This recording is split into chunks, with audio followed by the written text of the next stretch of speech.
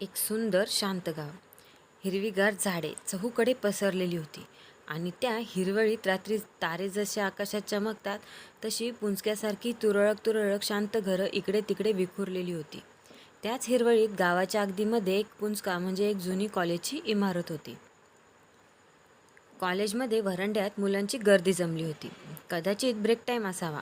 काही मुलं घोळक्यात गप्पा मारत होते तर काही जण इकडे तिकडे मिरवत होते. जॉन कॉर्डर, साधारण 22शीतला, स्मार्ट हँडसम विद्यार्थी, आणि त्याचा मित्र अँथोनी क्लार्क, दोघे बरोबर बाकीच्या विद्यार्थ्यांच्या घोळक्यातून वाट काढीत चालले होते. अँथोनी, चल बरं डॉक्टर अल्बर्टच्या क्लासमध्ये जाऊन बसू. बऱ्याच दिवसात आपण त्याचा क्लास अटेंड केला नाही. जॉन म्हणाला. कुणाच्या? डॉक्टर अल्बर्टच्या क्लासमध्ये? तुला आज बरं बिरं तर आहे ना? अँथोनीने आश्चर्याने विचारले. अरे नाही, म्हणजे अजून तो आहे का सोडून गेला ते जाऊन बघूया, जॉन म्हणाला. दोघंही एकमेकांना टाळी देत कदाचित आधीचा एखादा किस्सा आठवून जोराने हसले. घोळक्यातून चालता चालता अचानक जॉनने अँथोनीला कोपर मारत बाजूने जाणारा एक मुलगा दाखवला. अँथोनीने प्रश्नार्थक मुद्रेने जॉनकडे पाहिले. जॉन हळू आवाजात त्याच्या कानाशी पुटपुटला. हाच तो पोरगा जो आपल्या हॉस्टेलमध्ये आजकाल चोऱ्या करतो आहे. तोपर्यंत तो मुलगा त्यांना क्रॉस होऊन गेला होता. अँथोनीने मागे वळून बघितले. हॉस्टेलमध्ये अँथोनीच्याही काही वस्तू एवढ्याच चोरीला गेल्या होत्या. तुला कसं माहिती? अँथोनीने विचारले. त्याच्याकडे बघ जरा, कसा भामटा वाटतो तो, जॉन म्हणाला. अरे नुसतं वाटून काय उपयोग? आपल्याला काही पुरावा तर लागेल ना, अँथोनी म्हणाला. मला अलेक्सही म्हणत होता रात्री बेरात्री उशिरापर्यंत भूतासारखा तो हॉस्टेलमध्ये फिरत असतो. असं का? तर मग चल, साल्याला धडा शिकवूया. असा की साला कायमचा याद राखेल. नुसतं यादच नाही तर त्याला हॉस्टेलमधून आणि कॉलेजमधूनही बाद करूया. पुन्हा दोघांनी काहीतरी ठरवल्याप्रमाणे एकमेकांची टाळी घेतली आणि जोरात हसायला लागले. रात्री हॉस्टेलच्या व्हरांड्यात गाढ अंधार होता. व्हरांड्यातले लाईट्स एकतर कुणीतरी चोरले असावे किंवा पोरांनी फोडले असावेत. एक काळी आकृती हळूहळू त्या व्हरांड्यात चालत होती आणि तिथून थोड्याच अंतरावर जॉन, अँथोनी आणि त्यांचे 2 मित्र एका खांबाच्या मागे लपून दबा धरून बसले होते. त्यांनी मनाशी पक्के केले होते की आज कोणत्याही परिस्थितीत या चोराला पकडून हॉस्टेलमध्ये होणाऱ्या चोऱ्या थांबवायच्या. बऱ्याच वेळापासून ते ताटकळत त्या चोराची वाट पाहत बसले होते. शेवटी ती आकृती त्यांना दिसताच त्यांचे चेहरे आनंदाने एकदम उजळून निघाले. चला, इतका वेळ थांबलो, एवढी मेहनत केली, शेवटी फळाला आली. आनंदाच्या भरात त्यांच्यात कुजबूज सुरू झाली. ए शांत, सगळ्यात चांगला मोका आहे साल्याला रंगेहात पकडायचा, जॉनने सगळ्यांना बजावले. ते तेथून लपत लपत समोर जाऊन एका दुसऱ्या खांबाच्या आडोशाला लपले. त्यांनी चोराला पकडण्याचं पूर्ण प्लॅनिंग आणि पूर्वतयारी केली होती. चौघांनी आपापसात आपापलं काम वाटून घेतलं होतं. चौघांपैकी एक मुलगा आपल्या खांद्यावर एक काळं ब्लँकेट सांभाळत होता. ए बघा, तो तेथे थांबला. साल्याची घोंगड रपेटच करू, जॉन हळूच म्हणाला. ती आकृती व्हरांड्यात चालत चालत एका रूमसमोर थांबली आणि मेरीच्या दरवाजाच्या कीहोलमध्ये आपल्याजवळील चाबी घालून फिरवू लागली. ए, त्याच्याजवळ चावी पण आहे, कुणीतरी म्हणालं. डुप्लिकेट करून घेतली असणार साल्याने. आता तर तो बिलकुल सुटू शकणार नाही. आपण त्याला आता रेड हँडेड पकडू शकतो, जॉन म्हणाला. जॉन आणि अँथोनी मागे पाहून त्याच्या दोघा मित्रांना इशारा केला. चला, ही एकदम सही वेळ आहे, अँथोनी म्हणाला. ती आकृती आता कुलूप उघडण्याचा प्रयत्न करू लागली. सगळ्यांनी एकदम त्या काळ्या आकृतीवर धावा बोलला. अँथोनीने त्या आकृतीच्या अंगावर त्याच्या मित्राच्या खांद्यावरचे ब्लँकेट टाकले आणि जॉनने त्या आकृतीला ब्लँकेटसहित घट्ट आवळून पकडले. आधी चांगला झोडा रे साल्याला, कुणीतरी ओरडले. सगळेजण मिळून आता त्या चोराला लाथाबुक्क्याने चांगले बदडू लागले. कसा सापडला रे चोरा? ए साल्या, दाखव आता, कुठं लपवला आहेस तू हॉस्टेलचा चोरलेला माल? ब्लँकेटच्या आतून आ ऊ असा दबलेला आवाज येऊ लागला. अचानक समोरचा दरवाजा उघडला आणि मेरी गोंधळलेल्या अवस्थेत बाहेर आली. तिला तिच्या खोलीसमोर चाललेल्या गोंधळाची चाहूल लागली असावी. खोलीतल्या लाईटचा उजेड आता त्या ब्लँकेटमध्ये पकडलेल्या चोराच्या अंगावर पडला. ए, काय चाललंय इथे? मेरी घाबरलेल्या अवस्थेत हिमतीने बोलण्याचा आवानीत म्हणाली. आम्ही चोराला पकडला आहे, अँथोनी म्हणाला. हां, तुझं दार डुप्लिकेट चावीने उघडत होता, जॉन म्हणाला. त्या चोराला ब्लँकेट सकट पकडलेला असताना जॉनला चोराच्या अंगावर काहीतरी वेगळंच जाणवलं. गोंधळलेल्या स्थितीत त्याने ब्लँकेटच्या आतून त्याचे हात घातले. जॉनने हात आत घातल्यामुळे त्या आकृतीवरची पकड ढिली झाली होती आणि ती आकृती ब्लँकेटमधून बाहेर आली. "Oh my God, Nancy!" Mary ओरडली. नॅन्सी कोलिन त्यांच्याच क्लासमधली एक सुंदर आणि लाघवी विद्यार्थिनी होती. ती ब्लँकेटमधून बाहेर आली होती आणि अजूनही गोंधळलेल्या स्थितीत जॉनने तिचे दोन्ही हात हातात पक्के पकडले होते. तिने स्वतःला सोडवून घेतले आणि एक जोरात जॉनच्या कानाखाली ठेवून दिली. जॉनला काय बोलावे काही कळत नव्हते. तो म्हणाला, "I am sorry, I am really sorry." "We are sorry," Anthony म्हणाला. "पण इतक्या रात्री तू इथे काय करत आहेस?" मेरी नॅन्सीजवळ जात म्हणाली.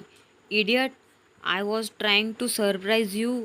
"तुला वाढदिवसाच्या शुभेच्छा द्यायला आले होते मी," नॅन्सी तिच्यावर चिडून म्हणाली.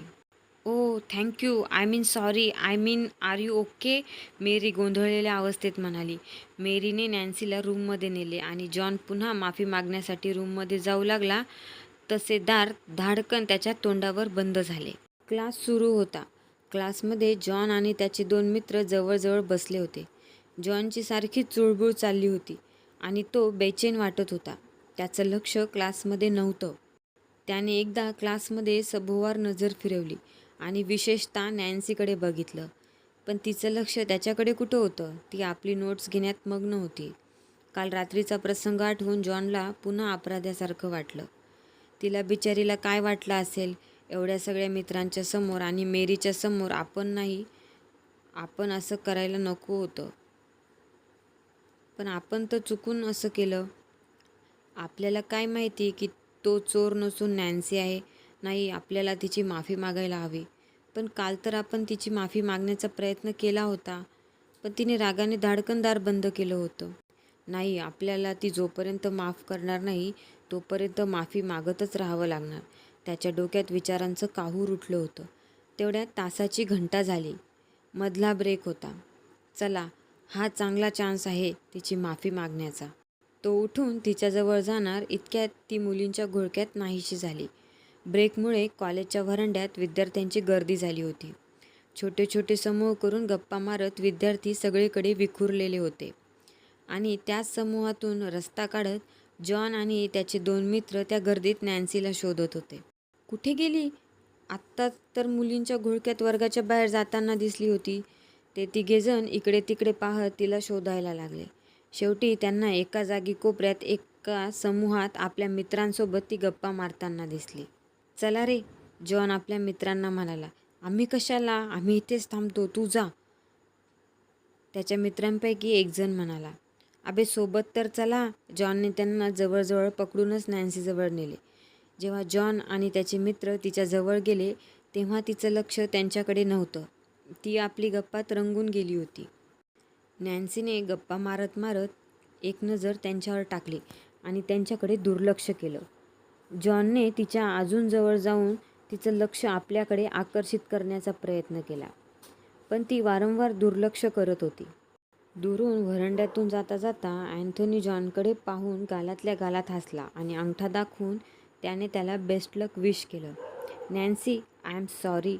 जॉनला एवढ्या मुलामुलींच्या गर्दीत लाजही वाटत होती, पण तो हिम्मत करून म्हणाला. नॅन्सीने फक्त एक नजर त्याच्यावर टाकली. जॉनचा उडालेला गोंधळ पाहून त्याच्या मित्राने पुढची सूत्र हाती घेतली. "ॲक्च्युली आम्ही एका चोराला पकडण्याचा प्रयत्न करत होतो," तो म्हणाला. "हो ना, तो रोज हॉस्टेलमध्ये चोऱ्या करत होता," दुसरा मित्र म्हणाला. जॉन आता कसाबसा सावरला होता. त्याने पुन्हा हिम्मत करून आपले पालपूत सुरू केले. "Nancy, I am sorry, I really didn't mean it." "मी तर त्या चोराला पकडण्याचा." जॉन वेगळे हावभाव करून तिला पटवून देण्याचा प्रयत्न करत होता. तो काय बोलत होता आणि काय हावभाव करीत होता त्याचे त्यालाही कळत नव्हते. शेवटी एका हावभावाच्या पोझिशनमध्ये तो थांबला. जेव्हा तो थांबला तेव्हा त्याच्या लक्षात आले की जरी स्पर्श करीत नसले तरी त्याचे दोन्ही हात पुन्हा तिच्या खांद्यावर होते. नॅन्सीच्याही ते लक्षात आले. त्याने पटकन आपले हात मागे घेतले. तिने रागाने दृष्टिक्षेप त्याच्याकडे टाकला आणि पुन्हा जोरात त्याच्या कानाखाली लगावली. "डांबरट," ती चिडून म्हणाली. जॉन पुन्हा सावरून काही बोलायच्या आत ती रागाने पाय आपटत तिथून निघून गेली होती. जेव्हा तो भानावर आला तेव्हा ती दूर निघून गेली होती आणि जॉन आपला गाल चोळीत उभा होता. संध्याकाळची वेळ होती. आपली शॉपिंगची भरलेली बॅग सांभाळत नॅन्सी फुटपाथवरून चालली होती. तसं आता घेण्यासारखं विशेष काही उरलं नव्हतं. फक्त 1-2 वस्तूच घ्यायच्या राहिल्या होत्या. त्या घेतल्या की मग परत जायचं. त्या राहिलेल्या 1-2 वस्तू घेऊन जेव्हा ती जाण्यासाठी निघाली तेव्हा जवळजवळ अंधारायला आलं होतं आणि रस्त्यावरही फारच तुरळक लोक होते. चालता चालता नॅन्सीच्या अचानक लक्षात आले की बऱ्याच वेळापासून कोणीतरी तिचा पाठलाग करीत आहे. तिची मागे वळून पाहायची हिंमत होईना. ती तशीच चालत राहिली. तरीही पाठलाग सुरूच असल्याची तिला जाणीव झाली. आता ती पुरती घाबरली होती. मागे वळून न पाहता ती तशीच जोराने चालायला लागली. तेवढ्यात तिला मागून आवाज आला, "नॅन्सी!" ती एक क्षण थबकली आणि पुन्हा चालायला लागली. मागून पुन्हा आवाज आला, "नॅन्सी!" आवाजावरून तरी पाठलाग करणाऱ्याचा काही गैरहेतू वाटत नव्हता. नॅन्सीने चालता चालताच मागे वळून बघितले. मागे जॉनला पाहताच ती थांबली. तिच्या चेहऱ्यावर त्रासिक भाव उमटले. "हा इथेही?" आता तर कपाळावर हात मारून घेण्याची वेळ आली आहे. तो एक मोठा फुलांचा गुच्छा घेऊन तिच्याजवळ येत होता. ते पाहून तिला एक क्षण वाटले की कपाळावर हात मारून घ्यावा. तो जवळ येईपर्यंत ती थांबली. "का तू माझा सारखा पाठलाग करतो आहेस?" नॅन्सी त्रासिक चेहऱ्याने आणि रागाने म्हणाली. "कृपा कर आणि माझा पाठलाग करणं थांबव." ती रागाने हात जोडून त्याच्याकडून पिच्छा सोडवून घेण्याच्या आविर्भावात म्हणाली. रागाने ती गरकन वळली आणि पुन्हा पुढे तरातरात चालू लागली.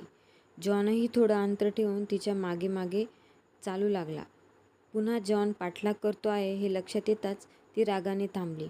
जॉनने आपली हिंमत एकवटून तो फुलांचा गुच्छ तिच्यासमोर धरला आणि म्हणाला, "आय एम सॉरी." नॅन्सी रागाने नुसती गुरगुरली. तिला काय बोलावे काही कळत नव्हते. त्यालाही पुढे काय बोलावे काही सुचत नव्हते. "I square I mean it." तो गळ्यातला हात लावून म्हणाला. नॅन्सी रागात तर होतीच. तिने झटक्यात आपल्या चेहऱ्यावर येणारी केसांची बट मागे सारली. जॉनला वाटले की ती पुन्हा जोरदार चपराक आपल्या गालात ठेवून देणार. भीतीने डोळे बंद करून तो पटकन त्याने आपला चेहरा मागे घेतला. तिच्या हे लक्षात आले आणि ती आपलं हसू आवरू शकली नाही. त्याची ती घाबरलेली आणि गोंधळलेली परिस्थिती पाहून ती एकदम खळखळून हसायला लागली. तिचा राग केव्हाच मावळला होता. जॉनने डोळे उघडून बघितले तोपर्यंत ती पुन्हा समोर चालू लागली होती. थोडं अंतर चालल्यानंतर एका वळणावर वळण्यापूर्वी नॅन्सी थांबली. तिने मागे वळून जॉनकडे एक दृष्टिक्षेप टाकला. एक खोडकर हास्य तिच्या चेहऱ्यावर पसरलं. गोंधळलेल्या स्थितीत उभा असलेला जॉनही तिच्याकडे पाहून मंद मंद हसला. ती पुन्हा पुढे चालत वळून नाहीशी झाली. ती नाहीशी झाली होती तरी जॉन उभा राहून मंत्रमुग्ध होऊन तिच्याकडे पाहत होता. त्याला राहून राहून तिचं ते हास्य आठवत होतं. ती खरोखर हसली की आपल्याला नुसता भास झाला? नाही नाही, भास कसा होणार? ती हसली हे तेवढं खरं. ती हसली म्हणजे तिने आपल्याला माफ केलं असं समजायचं का? हो, तसं समजायला काही हरकत नाही. पण तिचे ते हसणे म्हणजे साधेसुधे हसणे नव्हते. तिच्या हसण्यात अजूनही काहीतरी गूढ अर्थ दडलेला होता. काय होता तो अर्थ? जॉन तो अर्थ उलगडण्याचा प्रयत्न करू लागला आणि जसा जसा त्याला तो अर्थ उलगडायला लागला तसे तसे त्याच्या चेहऱ्यावरही तसेच हास्य पसरायला लागले.